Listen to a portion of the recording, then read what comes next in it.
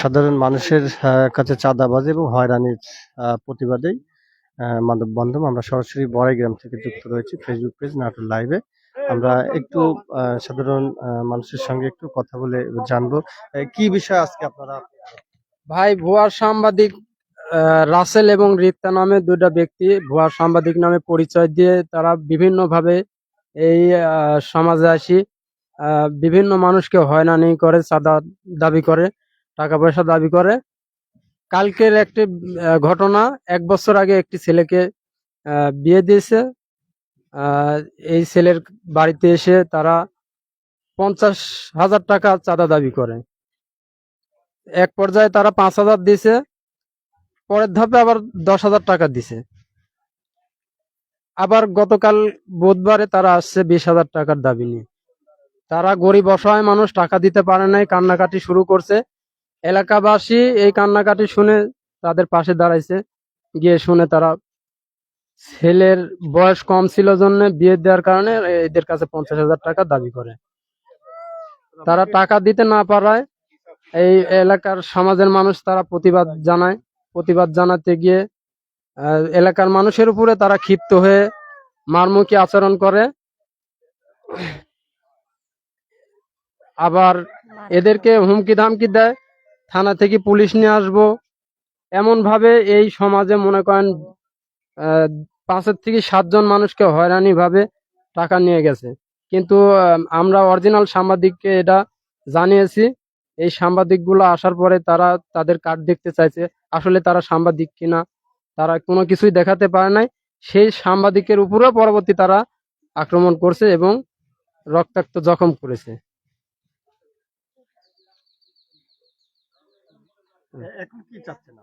এখন চাচ্ছি যে আসলে আমাদের এই এলাকায় যত বড় ক্ষমতাশীল ব্যক্তি হোক, সেটা যে কোনো দলের হতে পারে, বিএনপির হতে পারে, জামাতের হতে পারে, যে কোনো ব্যক্তি হতে পারে, তারা যেন এলাকায় আসি চাঁদাবাজি করতে না পারে।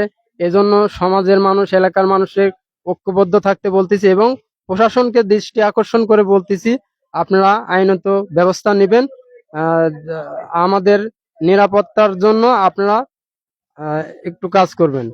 আমরা চাই এভাবে যেন ভুয়া সাংবাদিকতার পরিচয় দিয়ে বা কোনো দলের পরিচয় দিয়ে যারা চাঁদাবাজি করবে, এদেরকে আইনের আশ্রয় আপনারা সাজা দিবেন। আমরা আরো যে সকল ভুক্তভোগী আছে আমরা একটু তাদের সঙ্গে কথা বলবো যে কি বিষয়টা। আসসালামু আলাইকুম। রিক্তা রাসেল আইসি আমার অনেক অনেক হয়রান করে। আমার বাসায় আইসি সাইডে টাকা পয়সা চায়। আবার আমরা মৎস্যজীবী মাছ ধরি খাই, সেই মাছ চায়। আবার পোলা পানের শখের একটা মাছ কিনে নিয়ে আসলে কয় যে আমার কই মাছ দাও। এ দেখেন আমি সেই মাছ দিছি, 2 কেজি মাছ দিছি। আমরা অসহায় কামাই রোজগার করি, সেই টাকার লাগে আইসি আমার খামকি দামকি দেয়। তাহলে আপনারা যদি আমার একটা নিরাপত্তা না দেন, তাহলে দেশের জনগণ কি আর দেশের প্রশাসন কি? আমরা সরকারের কাছে অনুরোধ করতেছি, আমরা একটা নিরাপদ চাই। গতকালকে কি বিষয়টা? গতকালকে আমরা সময় আসলাম।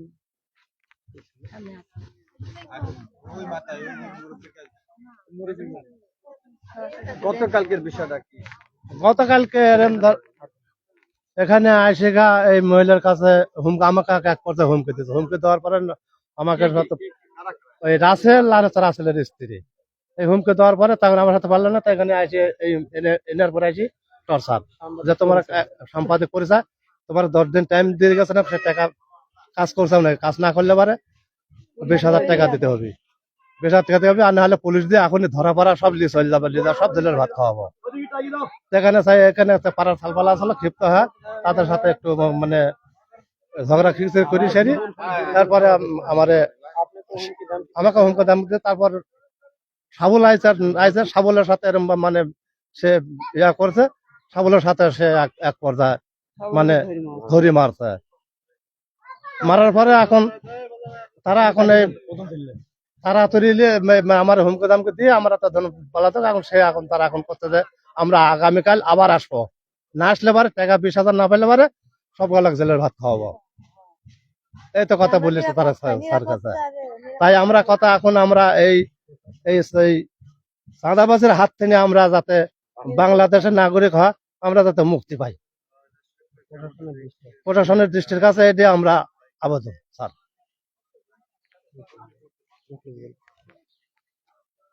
আসসালামু আলাইকুম। আমি মুখলেসুর রহমান। আমি এই গ্রামেরই একজন সন্তান। বাংলাদেশ আরবি বিশ্ববিদ্যালয় টাইটেল এমএ ক্লাস শেষ করেছি। তে আপনি যে ঘটনার পরিপ্রেক্ষিতে আজকে এই মৎস্যজীবী চণ্ডীপুর পশ্চিমপাড়া যে আমরা যে জনসাধারণ এক জায়গা হয়েছি, এটা খুব দুঃখের সাথে জানাচ্ছি যে যে বাংলাদেশ স্বাধীনতার পর হয়তো এরকম কোনো ঘটনা ঘটেনি যে এই গ্রামে যে সাংবাদিক নামে পরিচয় দিয়ে যে বিভিন্ন হুমকি ধামকি,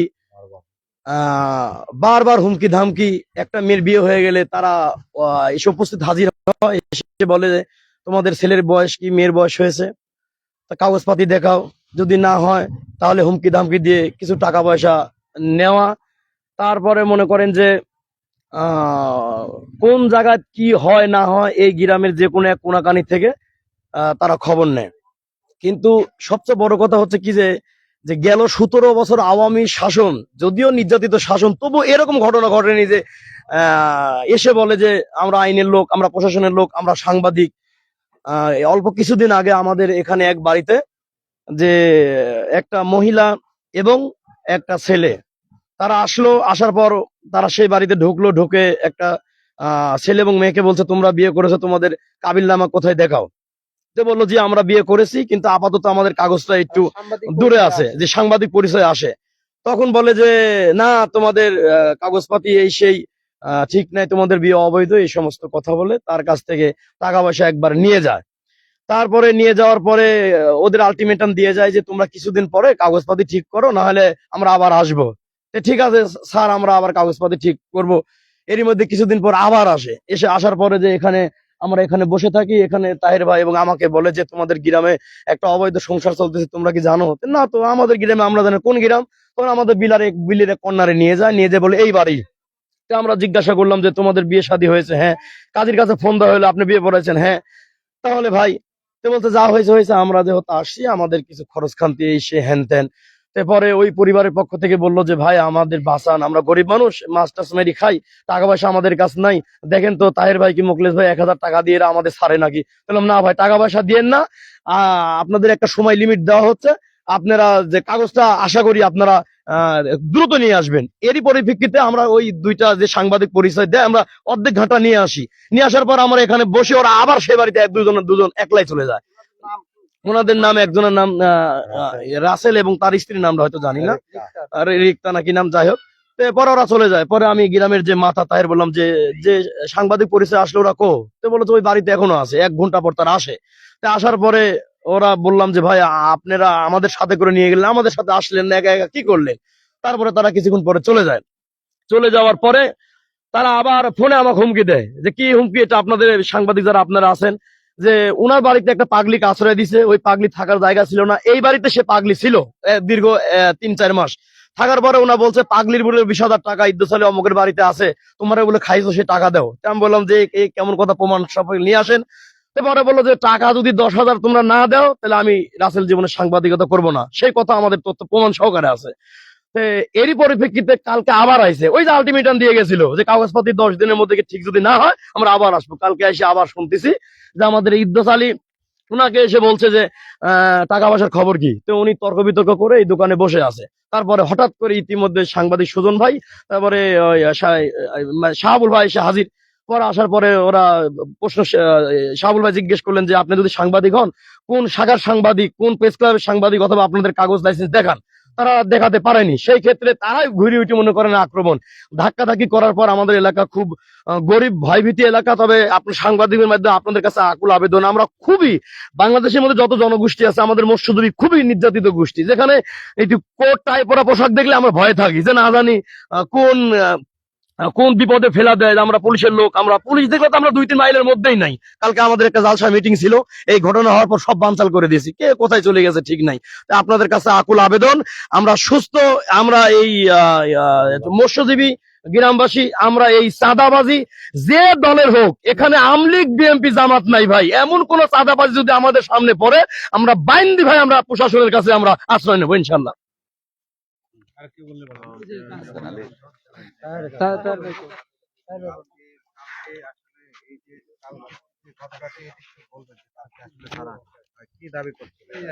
মানে বিষয় হচ্ছে আজ থেকে 7, 8, 10 দিন হয়তো অনুমানিক।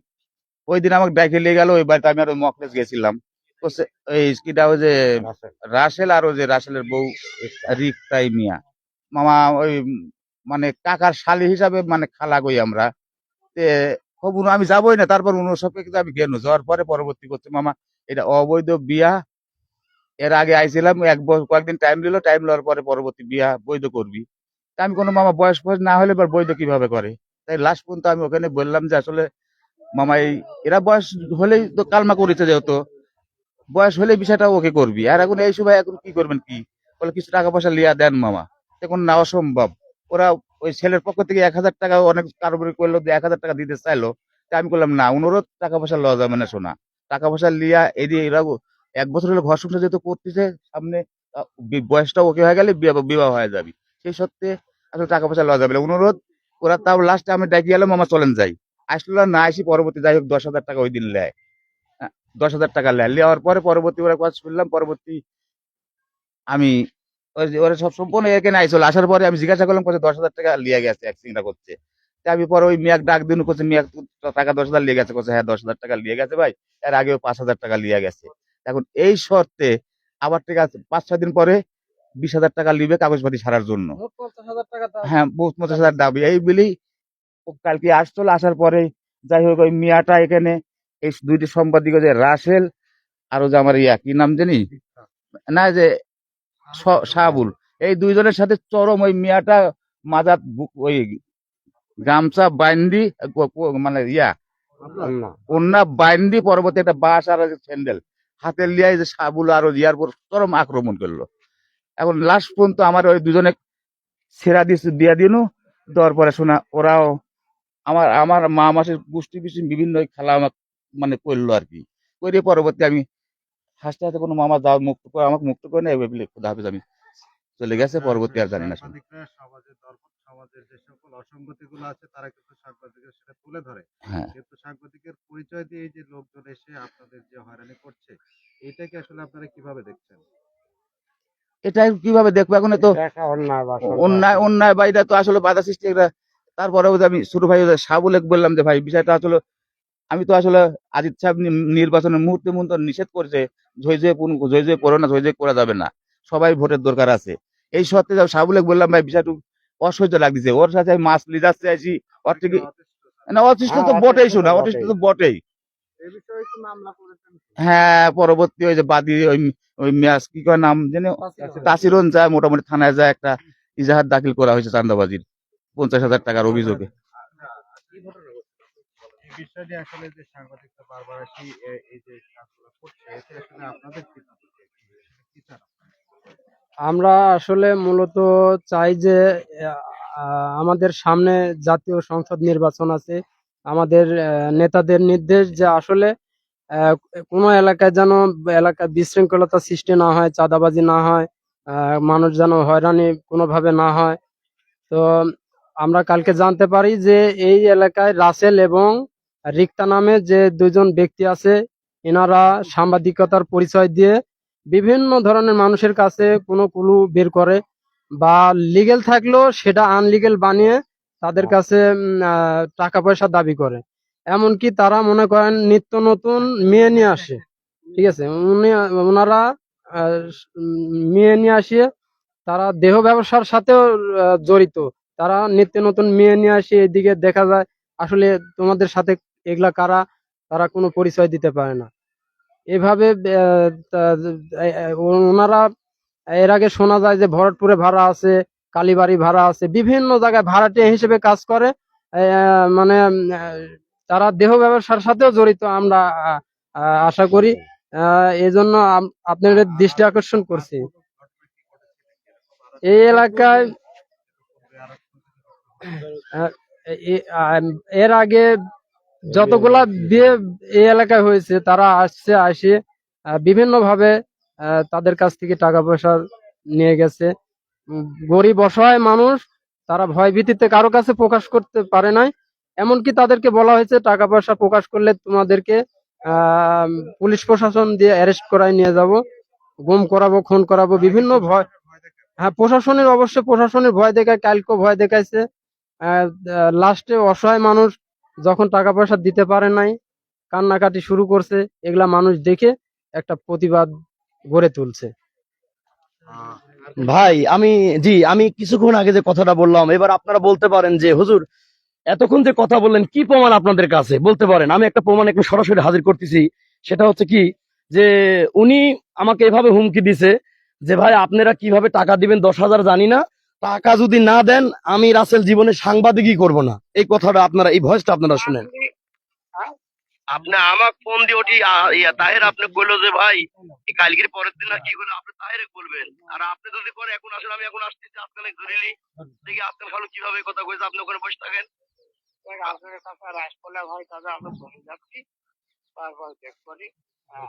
না আপনি ওই পাগলি ছাগলির কথা শুনি, পাগলির কথা শুনে এটি করবেন ওটি করবেন করলে হয় আপনি ফাঁসি যাবেন। জি। না না আপনি পাগলি ছাগলির কথা শুনি, ওই পাগলি কখন কি করে নিজে ঠিক করে ওই কথা শুনি আপনি মাঠে নামছেন, নামেন। আরে ভাই সমস্যা নেই, নামেন তো দেখি। ভাই, আপনি যে ওই যে 10,000 টাকা ভাই আপনারা এই কিছুদিন আগে এই বাড়িতে একটা মেয়েকে থাকার জায়গা নাই, আশ্রয় নাই, অসহায় তে আমরা জানি অনেক বৃদ্ধ মানুষের ধর্ষণ হয়, মহিলা তে গ্রামের সবাই মিলেমিশি এই মহিলাকে এই বাড়িতে আশ্রয় দিই। যে আমাদের গ্রামের যে গ্রামের এক মিনিট এদিকে আসেন, এই চাচা এদিকে আসেন। তে একটা মিনিট শুনেন, এই বাড়িতে আমরা একটু আশ্রয় দিই। চাচা আপনি গ্রামের মাথা, দাদা এই মেয়েটাকে, আমাদের বাংলাদেশে এমনও কিছু কুত্তারা আছে যে বৃদ্ধ মহিলাকে ধর্ষণ করে, তা আপনার বাড়িতে একটু জায়গা দেন না। তার বাড়িতে জায়গা দেওয়া হয়, কিন্তু প্রকাশ থাকে যে এই মেয়েটাকে জায়গা দেওয়ার পর এমন কিছু মানুষ আবার বলে এই দেখো মেয়েটা বাড়ির কামাই খাচ্ছে, মেয়েটা হয় ভিক্ষা করতো। এরকম ঘটনা হওয়ার পর বাড়িওয়ালা চিন্তা করে আমি তো খুব বিপদে পড়ে গেলাম, আমি বাড়ির জায়গা দিছি, আমি নাকি মেয়েটা ভিক্ষা করা কামাই খাচ্ছি। তখন মেয়েটাকে বলে যে বাবা তুমি 1-1.5 মাস থাকলে মনে কিছু করো না, তোমাদের তো আত্মীয় স্বজন আছে পাবনা বাড়ি, তুমি চলে যাও।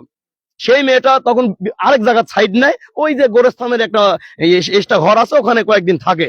তখন এই রাসেল সাংবাদিক এরা স্বামী স্ত্রী মেয়েটাকে নিয়ে বলে যে আমি একটা ঘর ভাড়া করে দিতে 500 টাকা করে ভাড়া, তোমরা থাকবে?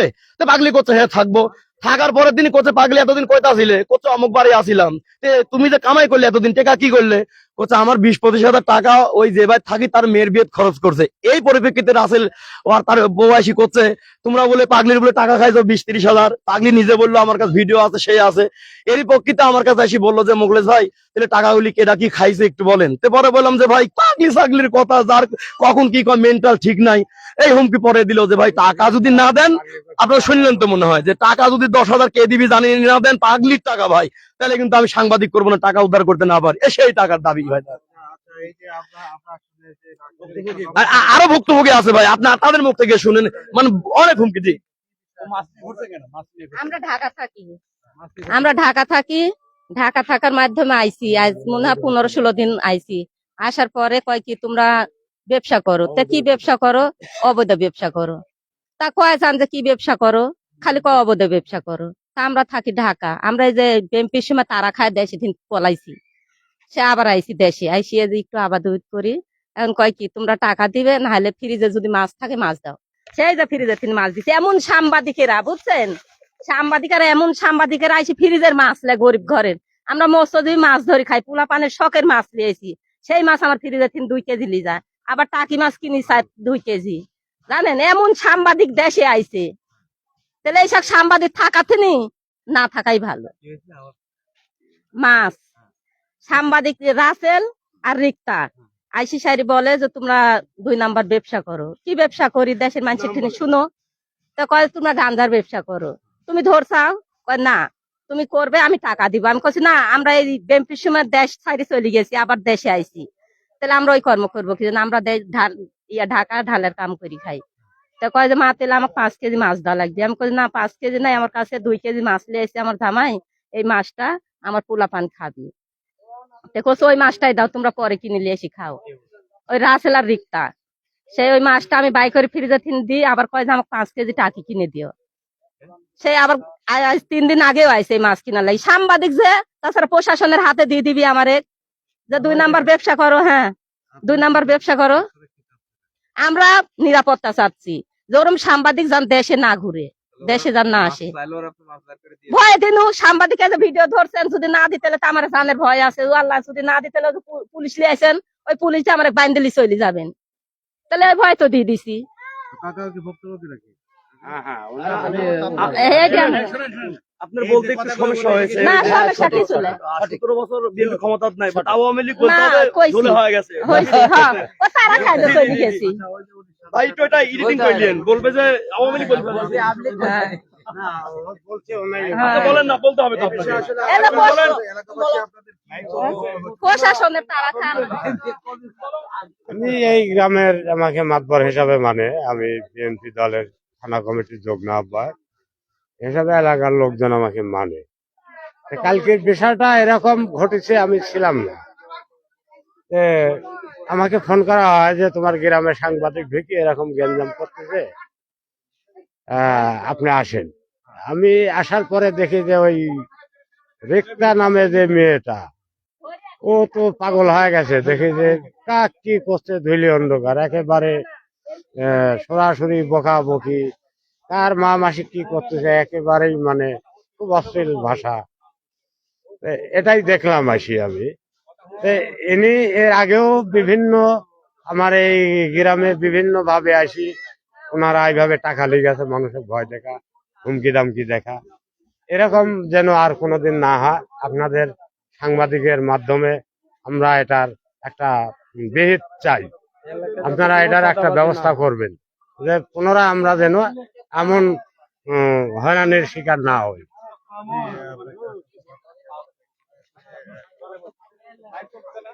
রাসেল দম্পতি সাংবাদিক পরিচয়ে বিভিন্ন জায়গাতে চাঁদাবাজি এবং বিভিন্ন অপকর্ম করে থাকেন, যার প্রেক্ষাপটে গতকালকেই এলাকাবাসী প্রতিবাদ করে এবং তাকে আটক রাখে।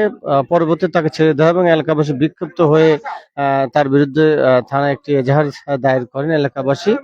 এবং বিভিন্ন সময় এই এলাকায় তারা আসেন এবং বিভিন্ন ভাবে ভয় ভীতি প্রদর্শন করেন এবং ভয় ভীতি প্রদর্শন করে তার কাছে তাদের কাছ থেকে, সাধারণ নিরীহ মানুষের কাছ থেকে একাধিকবার চাঁদা দাবি করেন এবং অনেকের কাছ থেকে টাকা নেওয়ার অভিযোগও রয়েছে এবং প্রমাণও রয়েছে।